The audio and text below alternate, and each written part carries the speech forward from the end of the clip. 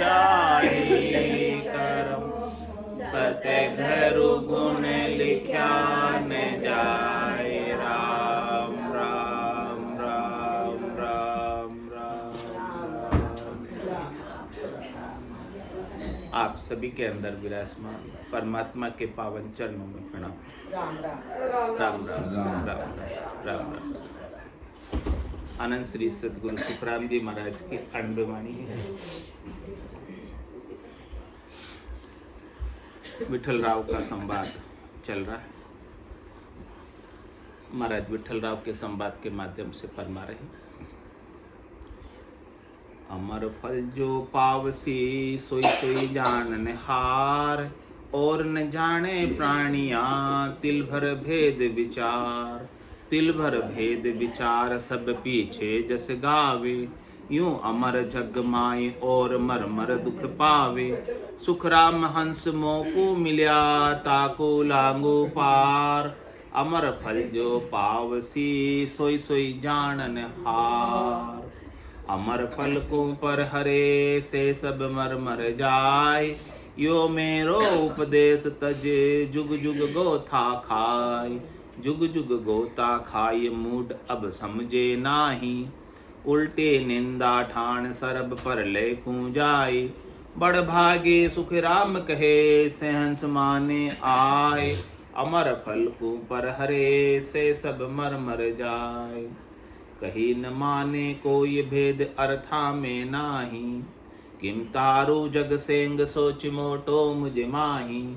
मैं आयो संसार धार कारण न सोई, सत्य लोक नर नार लेर जाऊं सब लोई। सुख राम कहे सत्य स्वरूप की आज्ञा मुझ होय, हंस हंस सब भेज दो जग में रखो मत कोई।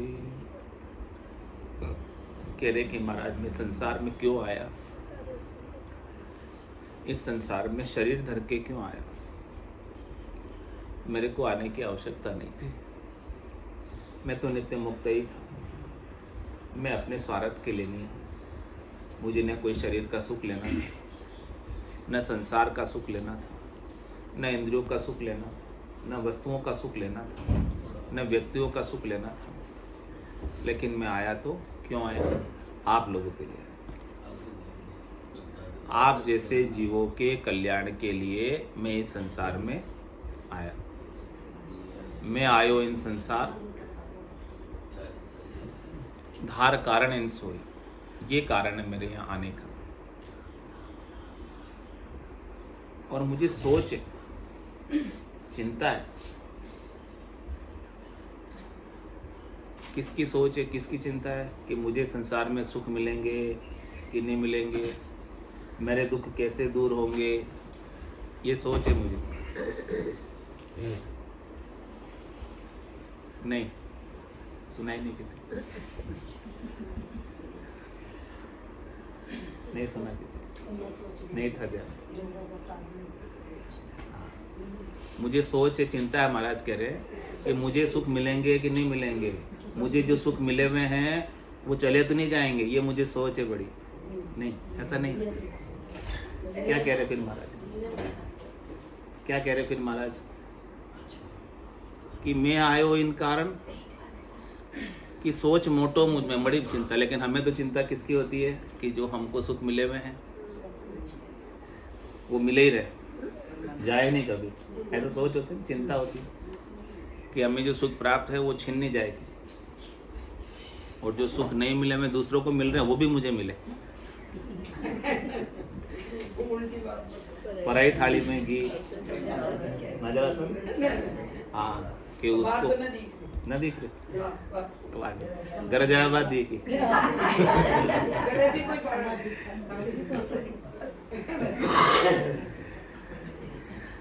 आपकी मम्मी ने अत्रो ज्ञान तो मिल गया। जीको जी के रे काश मन न ललचाओ। फिर भी मन है, ये ललच जाता। ये मन प्रकृति का बना हुआ है, इसका जोर अपने पर नहीं चलता, ये ललच जाता है। और कोई प्रारब्ध कर्म ऐसे उदय होते हैं जिसके कारण से ऐसा एक्ट करता है, रिएक्ट करता है। इसके ऊपर अनेक संस्कार पड़े हुए हैं, अनेक जन्मों के, आज के नहीं है। मन प्रकृति का बना हुआ, प्रकृति के ही सुख चाहिए, प्रकृति के ही इसको सब चीज़ें चाहिए, उसके कारण से ये प्रकृति में सुख लेने में चला जाता है। तो महाराज कह रहे चला जावे तो भी चिंता मत करो, आप मन नहीं हो, आप मन से अलग हो, आप शरीर नहीं हो, आप शरीर से अलग। उस समय जब जा रहा है तब इस ज्ञान पर विचार करो कि जो जा रहा है वो मैं नहीं। आप जाने वालों को भी देखो कि ये जा रहा है, देखो जो आप देखो, आपके देखते ही नहीं हो जाने वाले, वो चला जाता है और आप भी उसके साथ साथ नहीं देखते हो, इसलिए चले जाते हो। आप ध्यान रखोगे कि जो जा रहा है वो अलग है और नहीं जाने वाला तो मैं हूँ, हाँ मैं हूँ, तो वो जाता हुआ भी ठहर जाएगा, वो आपको नहीं ले जा पाएगा क्योंकि आप उससे अलग, और ये आप देखते नहीं हो इसलिए वो आपको भी लेके चला जाता साथ। आप उसके साथ इतना एकाकार हो जाते हो, एकमेक हो जाते हो कि वो आपको भी पकड़ के ले जाता है, और ज्ञान हो गया तो फिर पकड़ के आपको नहीं ले जा सकता मन।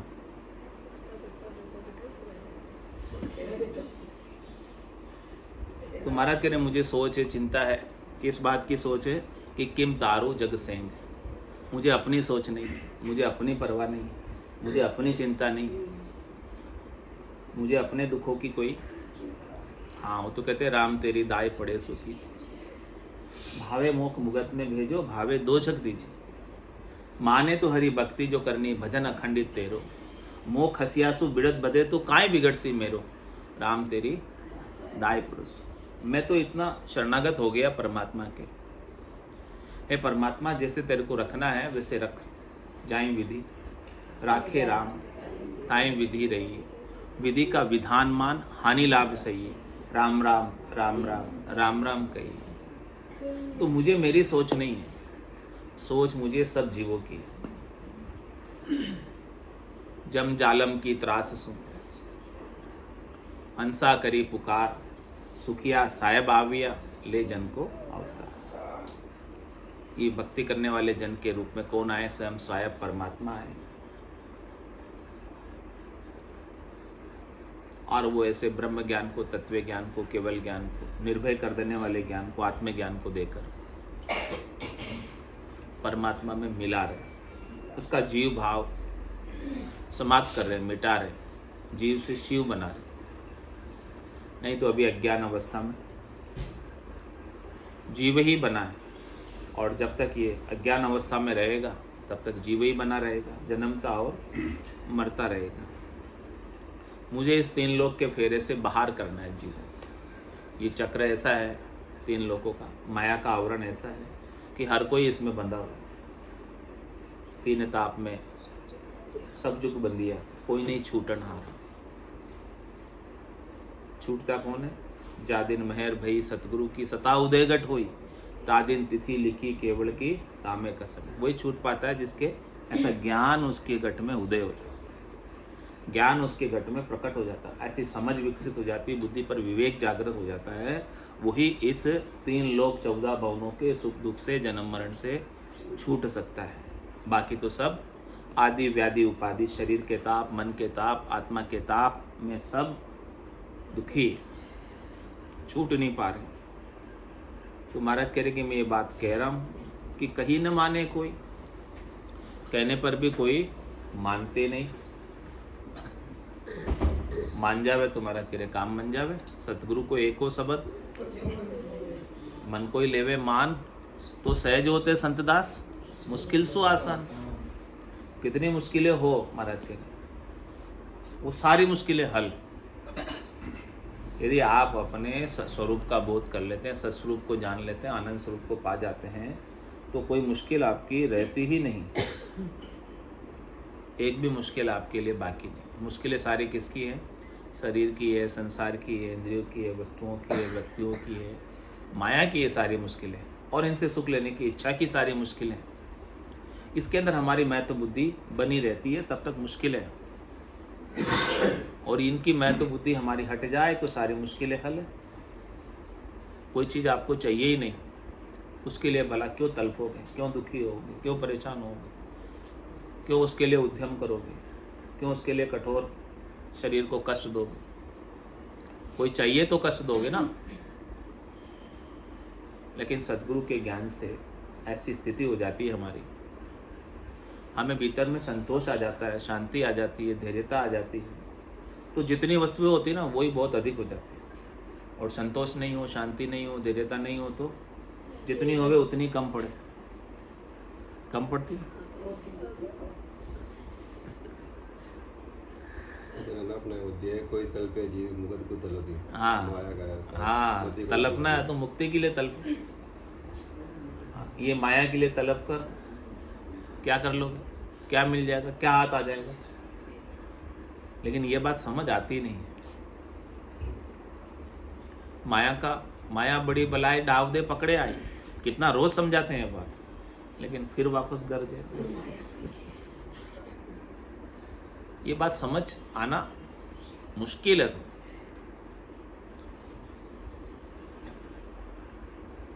यही महाराज कह रहे कया न माने को। मैं रोज कह रहा हूँ ज्ञान में, रोज समझा रहा हूँ, लेकिन कोई मानते नहीं है।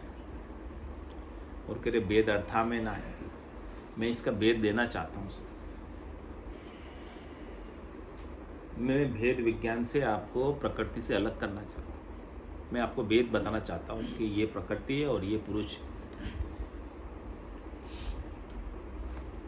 ये शरीर है और ये आत्मा है। लेकिन इसका आत्मा को मैं बताऊं कैसे?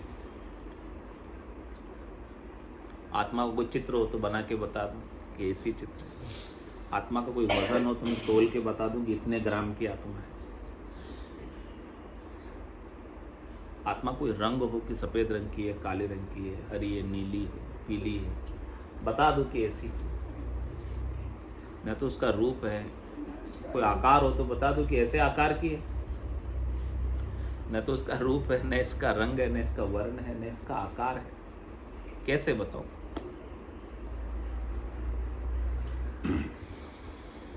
वेदों ने भी इसे बताने के लिए नेति नेति का है कि आप ये भी नहीं हो, ये भी नहीं हो। आप अपने आप को क्या मानते हो? अपना नाम मानते हैं अपन कि मेरा नाम ये है। तो पिछले जन्म में भी आपका नाम यही था, अगले जन्म में भी यही रहेगा। नाम ये रहेगा, ये रहेगा, अगले में भी नहीं, बदल जाएगा। तो आप वो कैसे हो सकते हैं? आप अपने आप को स्त्री मानते हो, आप अपने आप को पुरुष मानते हो।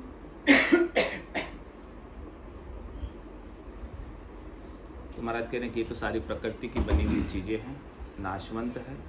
इसमें से कोई भी आपके साथ रहने वाली, आप अपने सत्स्वरूप का, आनंद स्वरूप का, वास्तविक स्वरूप का, यथार्थ स्वरूप का बोध करो, उसको समझो, उसको जानो और उसी में जियो। इसका मैं भेद अर्थ करके नहीं बता सकता। कया न माने कोई, कहने से मानते नहीं, और भेद इसका अर्थों में आता नहीं। इसको विवेचन करने के लिए अर्जुन व्यास किसन कन बिनिया तो ये अर्था में नहीं। इस आत्मा का विवेचन व्यास जी ने किया। भगवान कृष्ण ने अर्जुन को बताया गीता में, कण की बात कही ना। कह रहे कि इतना सब कुछ किया पर फिर भी जो है समझ में आना इसका आसान काम नहीं है। सबके लिए समझना इसको आसान नहीं है। तो बोलो, जब इसको कहकर कोई मानते नहीं और अर्थ करके बता नहीं सकते तो किम तारू जग सिंह। ये मुझे अब सोच लग रही है, चिंता लग रही है कि मैं सब संसारियों को इसका बोध कैसे कर पाऊँ, समझाऊँ कैसे, ज्ञान कैसे दूँ। ये मुझे बड़ी सोच चिंता। मैं तो चाहता हूँ कि जितने भी नर नारी है जो मनुष्य जन्म में आए हैं, वो अपने मनुष्य जन्म को सफल कर ले, सार्थक कर ले। उसका मनुष्य जन्म सफल सार्थक कब होगा? जब वो बहुत धन कमा लेगा, करोड़पति अरबपति हो जाएगा, बहुत ऊंचे बंगले बना लेगा, गाड़ी घोड़ा सब हो जाएगा, तब सफल कहलाएगा। या बहुत अच्छी पढ़ाई कर लेगा, ऊंची पढ़ाई कर लेगा, सफल हो जाएगा। तो पास हो जाते हैं ऊंची पढ़ाई में तो कहते हैं सफल हो गए। सक्सेस, सफलता का मापदंड तो अपना वही है। हाँ, सामाजिक तो वही है। हाँ, कि अपने भौतिक वस्तुओं की प्राप्ति कर ली तो अपन उसको संसार में क्या कहते हैं, सफल इंसान है, क्योंकि इसके पास सब सुख है, सब सुविधाएं हैं। तो महाराज कह रहे हैं कि मनुष्य जीवन की सफलता भौतिक वस्तुओं को इकट्ठा करने में नहीं है। कितनी भी भौतिक वस्तुएं इकट्ठी कर लो, रीतो ही आयो रीतो ही जासी, भूखो प्यासो नागो रे, अंधन लक्ष्मी छोड़ चले साथ न चाले। तो जब अंत में जाएगा तो सफल होके जाएगा, करोड़पति, अरबपति, खरबपति। अपन तो वही कहते हैं ना, सफल है। रामपाल सोनी सफल है। हाँ, कितनी बड़ी इंडस्ट्री लगा ली, जीरो से हीरो बन गया, कहते हैं ना सफल है। लेकिन अंत में जब जाएगा वो क्या लेकर जाएगा?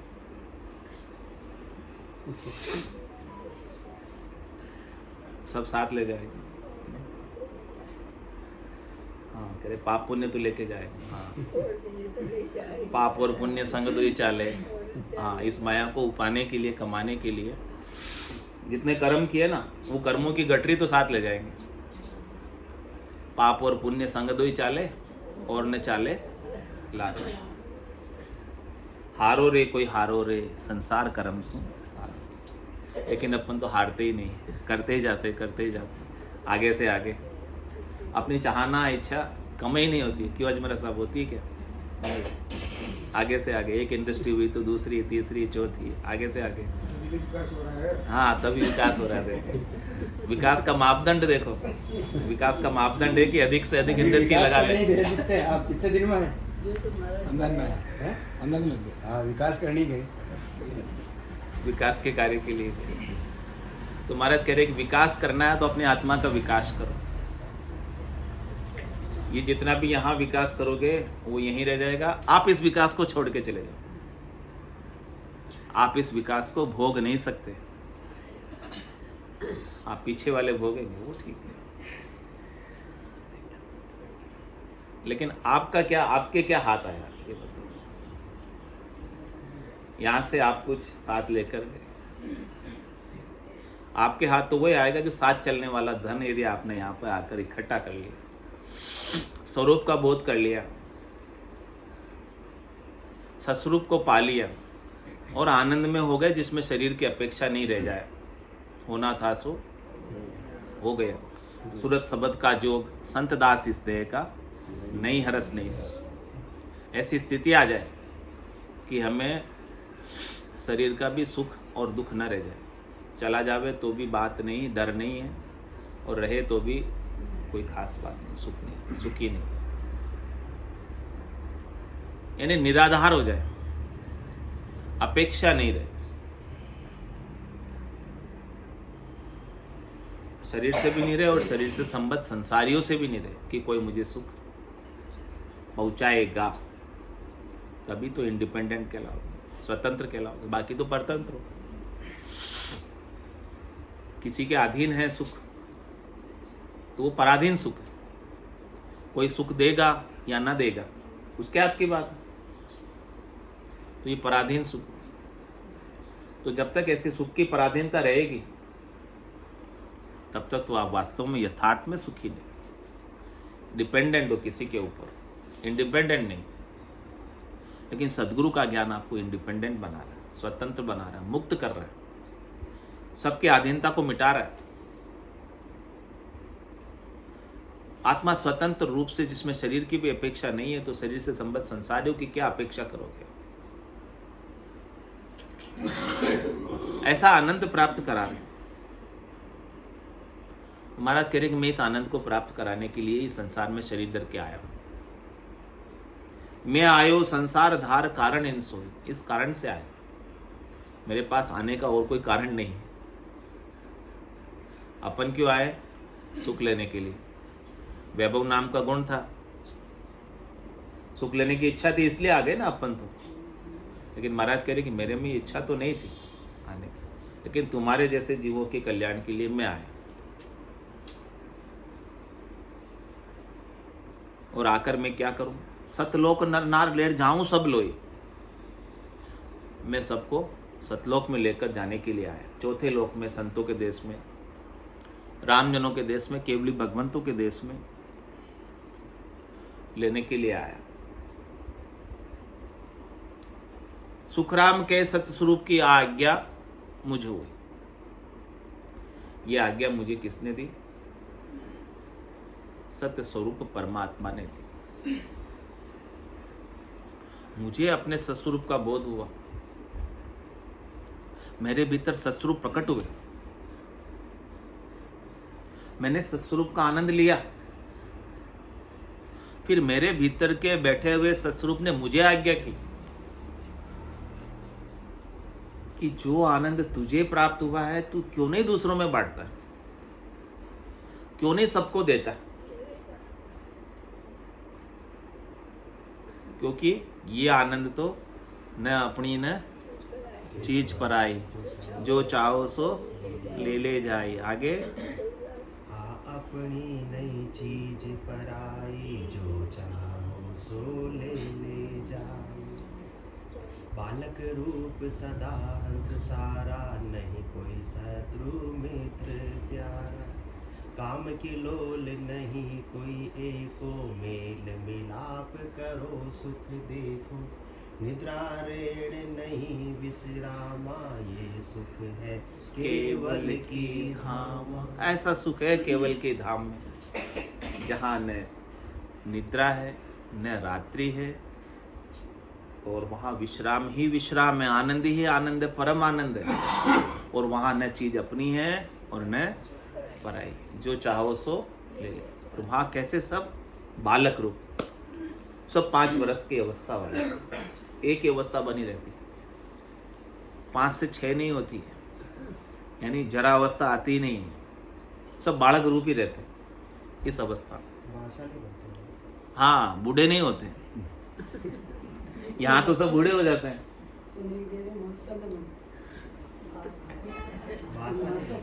भाषा बनना नहीं चाहता है ना, भाषा या मासा जो भी। हाँ कोई भी बनना नहीं चाहता है, पर बनना पड़ता है यहाँ तो। वहाँ नहीं बनता, वहाँ कोई बनना चाहे तो भी नहीं बनेगा। हाँ, तो मम्मी ना बने मांस।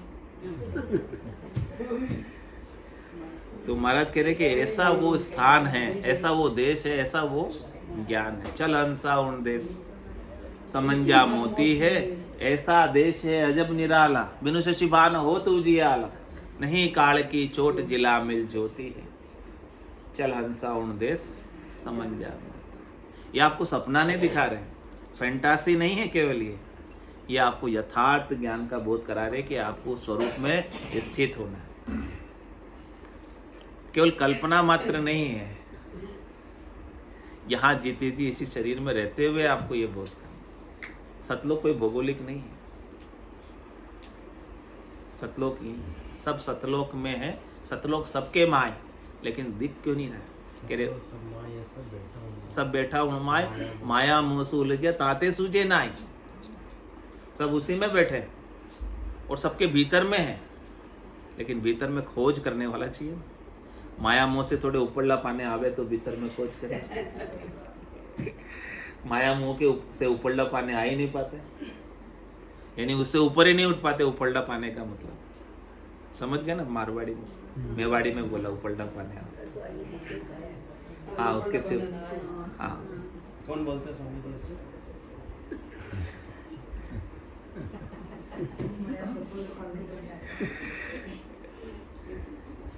तो महाराज कह रहे हैं कि सतलोक नर नार लेर जाऊं सब लोई, सुखराम के सतस्वरूप की आज्ञा मुझे ऐसे आज्ञा देकर भेजे। मैं तो उनकी आज्ञा का पालन कर रहा हूं, मैं उनका सेवक, गुरुपद देश का। महाराज कह रहे मैं लेके नहीं जा रहा हूं, मैं उनकी आज्ञा से उनकी सेवा कर रहा हूं, यानी ले जाने का अहंकार भी नहीं कि मैं तार रहा हूं जीवों को, ऐसा नहीं कह रहे महाराज। कह रहे उनकी आज्ञा हुई है, बस मैं निमित्त बन के आप जैसे जीवों को तारने के लिए आया। मैं सदगुरु का खासा हाँ। सनद देवी। मैं सदगुरु का खासा चाकर, शरद देवी मैं उनका चाकर हूँ, नौकर बन रहे थे। ऐसा नहीं कि गद्दी पे बैठ गए तो मोटे महाराज बन गए, ऐसे नहीं।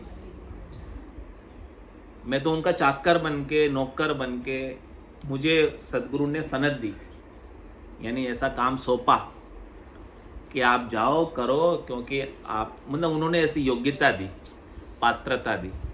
उस योग्यता और पात्रता का अपन अहंकार कर लेते हैं कि देखो मेरे में इतनी योग्यता है, देखो मैं जीवों को तार सकता हूँ, ऐसा अहंकार आ जाता है। महाराज कह रहे हैं कि उन्होंने दी है और वो काम मैं कर रहा हूँ उनका निमित्त बनकर। तो अपन तो कोई छोटा मोटा भी कर लेते हैं, तो मैंने किया। महाराज इतना जीवों को तारने का कर रहे हैं काम, सबसे मोटा काम कर रहे हैं, लेकिन कह रहे हैं कि मैं तो उनकी आज्ञा से कर रहा हूँ, मैं तो उनका सेवक हूँ, मेरा इसमें कुछ भी नहीं है। तो आज्ञा मुझ होई, और क्या आज्ञा देकर भेजा है कि हंस हंस सब भेज दो, जग में रखो मत को। किन किन को भेजना? हंसों को, जिनमें समझ आ गई कि संसार असार है और परमात्मा ही सार। इतना सा बुद्धि के ऊपर जिसके ऊपर विवेक आ गया, वो तो सब वहाँ चले जाएंगे। और जो जिनको ये समझ नहीं आई, वो बगलों की तरह माया रूपी मच्छी को नाड़े खाड़े पर चुभते रहेंगे। और जो हंस हो गए, वो तो मानसरोवर के तीर पर राम नाम के मोती चुगेंगे।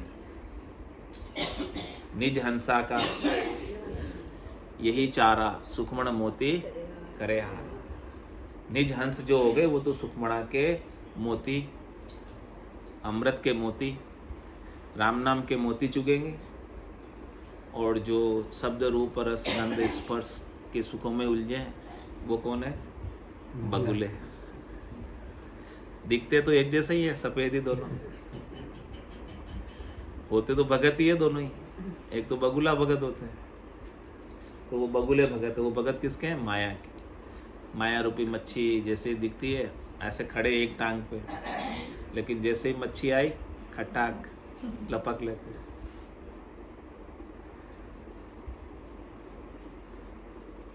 तो हंसों को भेजने के लिए, हंस से परमहंस बनाने के लिए मैं आया हूँ। जिसको समझ आ गई, वो हंस वही है जिसे समझ आ गई सार असार की, परख हो गई, अब उसको परमहंस बनना है। तो जो वहाँ पहुँच गया, जिसकी पूर्णता की स्थिति हो गई, वो तो हंस से मतलब जिसके व्यवहार में उतर गए, जिसके 24 घंटे ऐसी स्थिति बनी रहती है। व्यवहार में उतरने के बाद ही 24 घंटे स्थिति बनी रहेगी ना, ब्रह्म के अंदर, स्वरूप में, आनंद में।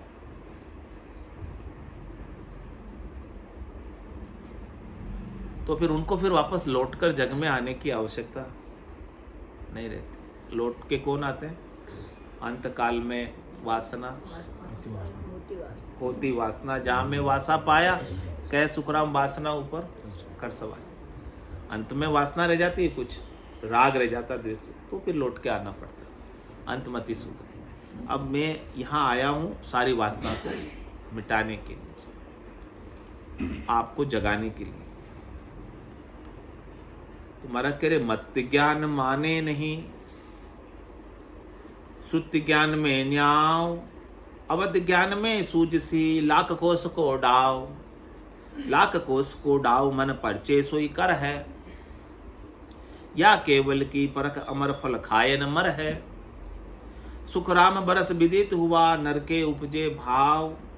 मत ज्ञान माने नहीं, श्रुति ज्ञान में न्याव। कह रहे महाराज, संसार में 5 प्रकार के ज्ञान। मति ज्ञान है, श्रुति ज्ञान है, अवध ज्ञान है, मन परिचय ज्ञान है, और केवल ज्ञान। मत ज्ञान में अपने अंदर मति होती है। 2 प्रकार की होती है मति, सुमति और कुमति। तो अपनी मति में समझ होती है, तो अपन कुमति की ओर नहीं जाते, सुमति की ओर जाते। सुमति कुमति सबके उर रहती है, सबके उर में। नाथ पुराण निगमस गई, जहाँ सुमतिता संपत्ति नान, जहाँ कुमतिता विपत्ति नहीं था। तो अभी कुमति के संग करोगे तो विपत्ति झेलनी है, और सुमति का संग करोगे तो संपत्ति, लाभ ही लाभ, सुख ही सुख। तो महाराज कह रहे हैं कि मत ज्ञान माने नहीं। अब किसी की मति ऐसी हो शरीर संसार के सुखों में ही, बस जो मिल गया आज है जो राज, तो वो इस ज्ञान को नहीं मानते। बोले उनको तो सब सुख है, खूब है। जो ज़्यादा समझदार होते हैं, जो ज़्यादा विद्वान होते हैं, पंडित होते हैं, महाराज कह रहे वो नहीं मानते, क्योंकि वो पहले से ही भरे हुए। जो खाली होते हैं वो मान लेते, वो तर्क करते हैं। तो मत ज्ञान माने नहीं और कह रहे मैं श्रुति ज्ञान में ज्ञान। श्रुति ज्ञान शास्त्रों का ज्ञान है, जो श्रवण करके आगे से आगे बढ़ता है, लिखकर, सुनकर, देखकर, बोलकर। उसमें महाराज कह रहे हैं कि सब न्यायों की बात बता रखी, आचार संहिता बता रखी, कैसे रहना कैसे नहीं रहना, जिससे 3 लोग के अंदर आप सुखपूर्वक रह सको। सारी न्यायों की बात उसमें कर रखी है। तो न्यायों की बात सीखनी है शरीर संसार के 3 लोकों में, तो श्रुति ज्ञान में सब कुछ आपको मिल जाएगा। और क्या करना क्या नहीं करना वो मति ज्ञान में जान जाते हैं। और कह रहे महाराज अवध ज्ञान में सूझती लाख कोस को डाल। किसी के पास अवधि ज्ञान होता है, अवधि यानी भूत, भविष्य और वर्तमान, यानी पीछे क्या हुआ था, आगे क्या होने वाला है, वो भविष्यवाणी कर देते। जैसे नास्त्रोदमस के पास थी, तो वो कितने आगे की बात बता देता था। तो ये अवधि पार का ज्ञान है। या किस भौगोलिक स्थान पर क्या हो रहा है वो अपने सूक्ष्म शरीर से जाकर देख लेता है। वो तो यहाँ बैठा है स्थूल से, लेकिन अपने सूक्ष्म शरीर से वो वहाँ चला जाता है, जाकर वहाँ देखकर वहाँ की बात। और सूक्ष्म शरीर से ही टाइम मशीन होती है जैसे, हाँ भृगु संहिता है ना। हाँ, पीछे के टाइम में चली गई, आगे के टाइम में चली गई, वो सूक्ष्म शरीर से। तो वो अवधि ज्ञान में सूझती लाख कोस को डाव। महाराज कह रहे हैं कि लाख कोस की डाव, लाख कोस पे कोई चीज़ है वो भी बता देते हैं यहाँ बैठे बैठे। जैसे महाभारत में युद्ध हो रहा था, संजय, हाँ, तो संजय के पास ऐसा ज्ञान, देवी दृष्टि थी। हाँ, तो वहाँ की बात लाइव बता रहा था यहाँ। जैसे दूरदर्शन पे बताते हैं वैसे लाइव बता रहा था। और मन परिचय सोई करी है।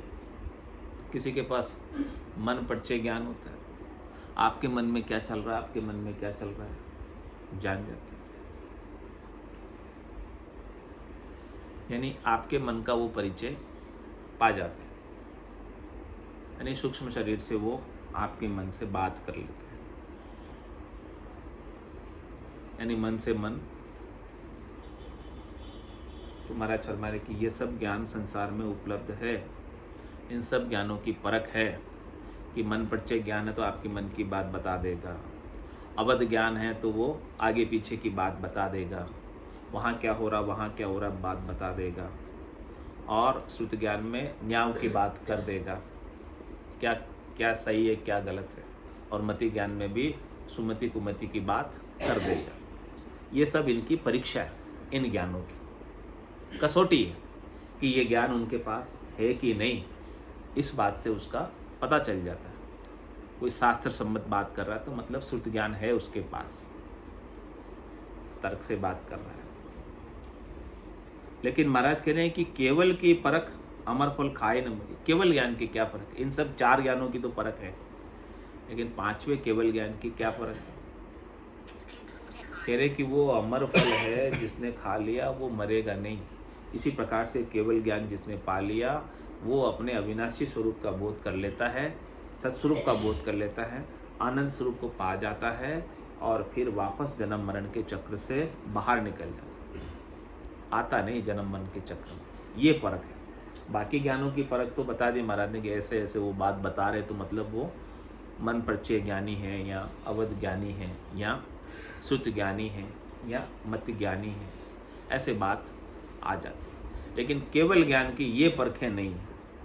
केवल ज्ञान की तो यही परख है कि वो अब वापस जन्म मरण के चक्र में आएगा नहीं। तो सुखराम दास बरस विदित हुआ, नर के उपजे भाव, मत ज्ञान माने नहीं शुद्ध ज्ञान में न्याव। कह रहे कि महाराज कितने ही बरस बीतते हैं तब इस केवल ज्ञान को पाने के भाव उत्पन्न होते हैं। यानी कितने ही युग बीतते हैं, यानी कितनी योनियां धर के आते हैं, कितने ही शरीर धर लेते हैं, और फिर लास्ट में जाकर जिनका मोक्ष में जाने का समय आ गया, जो चरमावर्त में आ गए, फाइनल स्टेज पे आ गए, वही इस ज्ञान को, केवल ज्ञान को सुन पाते हैं, सुनकर समझ पाते हैं, समझकर धारण कर पाते हैं, धारण करके घटपटचों का आनंद अपने शरीर में लेकर हमेशा अपने स्वरूप में ही स्थित रहते हैं। वही सतलोक में, अमरलोक में जीते जी इसी शरीर से जाते हैं। बोलो राम सतगुरु देव जी महाराज दिन्य हो परम दयाल सतगुरु सुखराम जी महाराज अनंत श्री सतगुरु सुखराम जी महाराज के ज्ञान सस्वरूप भगवान केवली भगवंता ने जीवा तारण जहाज में मोक्ष के मालिका ने अनंत कोटि संतान ने राम सभा में राम राम सा राम राम सा राम राम राम राम राम राम राम